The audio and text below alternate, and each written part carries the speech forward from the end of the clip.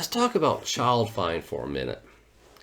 Child fine is the part of is the part of the law that requires the districts and the state to identify, to locate, and to assess all students in their boundaries with a disability and find those students who need special education services and get at least offer special education services to their students. It is not the responsibility of the parent to bring it to our attention or to tell us that their child has a diagnosis. It is not the responsibility of a private school who the parent is paying for the student to attend to inform us.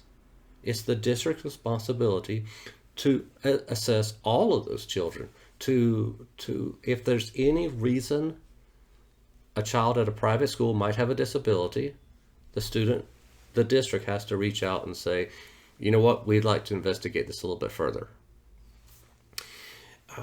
The onus to find the child with any disability anywhere in the district is completely up to the district. It cannot waive its child fine responsibility, and this will get a district in trouble faster than anything.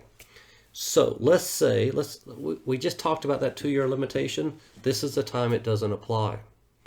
Let's say Johnny. No, let's do another name. Let's do Valerie. Okay, so Valerie has been attending private Catholic schools since kindergarten, and she is now in the 10th grade.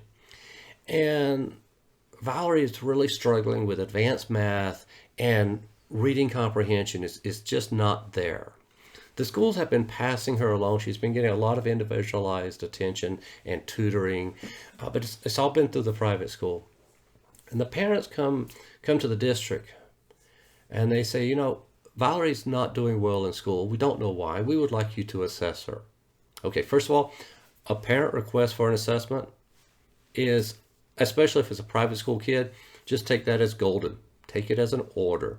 You're going to assess that child. You are not going to filter that child through an SST process. They're at a private school. Most of the time, the courts are going to assume a higher level of tutoring and one-on-one attention with a private school, right or wrong. So a parent of a child, the child lives in your district, the child attends a private school, the parent says, hey, I want my child assessed. You say yes and set up a date to do the assessment. Now, you do an assessment and you find out, well, this child has dyscalculia, dyslexia, mild, moderate ADHD. Valerie would meet the eligibility under SLD, OHI, and you might even see a few other areas of concern. So now the parents go to the district. Well, they happen to know a special education lawyer, so they go to their special education lawyer and they say, look at this report. And the lawyer goes to the district and say, district, you know, the kid's in 10th grade, you failed on your child fine, you owe compensatory education back to kindergarten.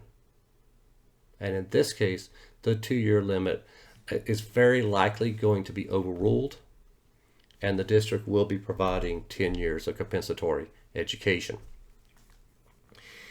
even if the parents keep the child at the private school. That's just to demonstrate the power or the responsibility that child fine puts on a district.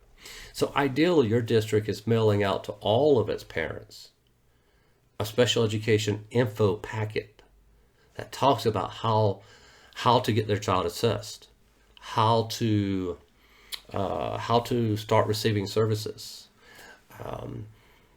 Because if the district is doing that regularly and can prove it, then the attorney is going to have a hard time going all the way back to kindergarten, because the parents would have knowledge of the assessment and maybe even some indicators as to what a struggling student really looks like. And again, that would bring into the possibility that the parent was aware there was a legal malfeasance years ago, but didn't realize they had a legal case until now, so you can only go back 2 years. Anyway, don't count on it. Just realize the district's responsibility for child fine is absolute. There's no way you get out of it.